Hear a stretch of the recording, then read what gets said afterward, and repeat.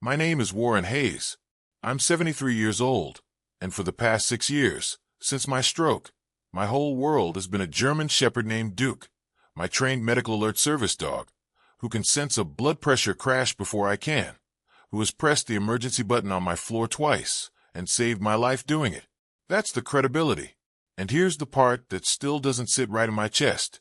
3 weeks ago, my own daughter poisoned Duke, deliberately made him sick, to prove I couldn't take care of a dog anymore, so she could rush me into assisted living and take control of my house. She thought no one would ever know. Then the vet's report came back. I want to tell you exactly what my daughter said the week before Duke got sick, because I've replayed it every day since. Sharon stood in my kitchen with a brochure for Meadowbrook Assisted Living and said, "Dad, be reasonable. You're 73. You had a stroke, and you can barely take care of yourself, let alone that dog. Look at this place. It's time. Honestly, if something happened to Duke, you'd see I'm right. If something happened to Duke, you'd see I'm right." I didn't understand, then, that she wasn't making a prediction. She was making a plan. But here's what Sharon didn't know, standing there so certain. She didn't know that a service dog is not a pet. He is a medical device with a veterinarian, a care team, and a paper trail. And she absolutely did not know what a toxicology screen can find. But I'm getting ahead of myself. Let me take you back to where this all really started. If you're watching this tonight, and something about it already feels a little too familiar, tell me where you're watching from and what time it is right now for you. I read every single comment. I had my stroke 6 years ago. I recovered more than the doctors expected, but I was left with balance problems and blood pressure episodes that can drop me without warning. Duke was trained specifically for me. 2 years of work, and he gave me back my independence.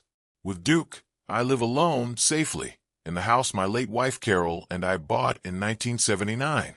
Without him, I'm a fall risk in an empty house. He is not my companion. He is the reason I get to keep my life. My daughter Sharon saw it differently. She saw a 73-year-old man in a paid-off house with a retirement account. And somewhere in the last 2 years, she stopped seeing her father and started seeing an inheritance that was taking too long. She wanted me in a facility, the cheapest one, and she wanted power of attorney and the house. And the one thing standing in her way was a German Shepherd who proved, every single day, that I was doing just fine on my own. So she decided to remove him. If any part of this is landing close to home for you, go ahead and drop a comment. I read every single one. It happened on a Sunday. Sharon had come by to help with lunch, which was unusual. And that evening, Duke got violently ill, suddenly badly, in a way he never had in 6 healthy years. I got him to the emergency vet at midnight, terrified, because if I lose Duke, I lose everything. And the vet, a sharp young woman named Dr. Okafor, stabilized him and then said something that stopped me cold. "Mr. Hayes, this presentation doesn't look like something he ate by accident. I'd like your permission to run a full toxicology panel. Something isn't adding up."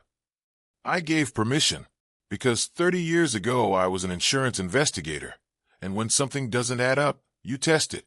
Duke survived. He's a strong dog, and Dr. Okafor is a very good vet. And 4 days later, the toxicology report came back, and it identified a specific household substance in his system, one that does not appear by accident in a careful service dog household, at a level no accident produces. I did not confront Sharon. I want to be clear about that. 30 years of investigations taught me you never show your hand before your file is complete. Instead, I did 3 things. I had Dr. Okafor put everything in writing: the clinical findings, the toxicology results, and her professional opinion that this was a deliberate poisoning. A service animal's medical records are legal documents, and hers were airtight. I pulled my own home security footage. I had installed cameras after the stroke, at my daughter's own insistence, ironically. In case you fall, Dad.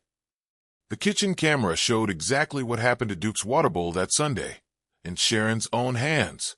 And I called my attorney, not Sharon's, mine, and my actual doctor, who wrote a letter stating plainly that with Duke I was fully capable of independent living, and that the only threat to my safety had been the poisoning itself. Then I let it all come out at once.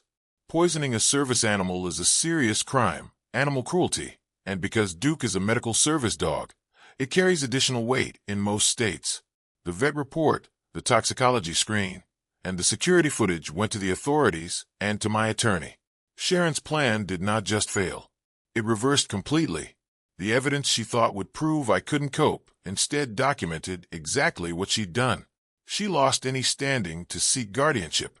She is facing charges, and the power of attorney she'd been pushing me to sign now sits, permanently, with someone I actually trust. Duke made a full recovery. He's lying at my feet as I record this, gray around the muzzle now, still watching me the way he always has. Here's what I want you to take away from tonight, in my own words, because I earned the right to say it plainly after 6 years of a good dog keeping me alive. The people who want to declare you incapable are counting on you being too old, too trusting, or too heartbroken to check the facts. But age is not the same as helplessness, and grief is not the same as proof. Test what doesn't add up. Keep the records, and never underestimate the quiet people, the young vet, the old investigator, the loyal dog, who are paying closer attention than anyone thinks. If this story meant something to you tonight, hit subscribe, drop a comment telling me which part hit hardest, and share it with someone who's being told they can't take care of themselves. I'll see you in the next one. Take care of yourselves out there.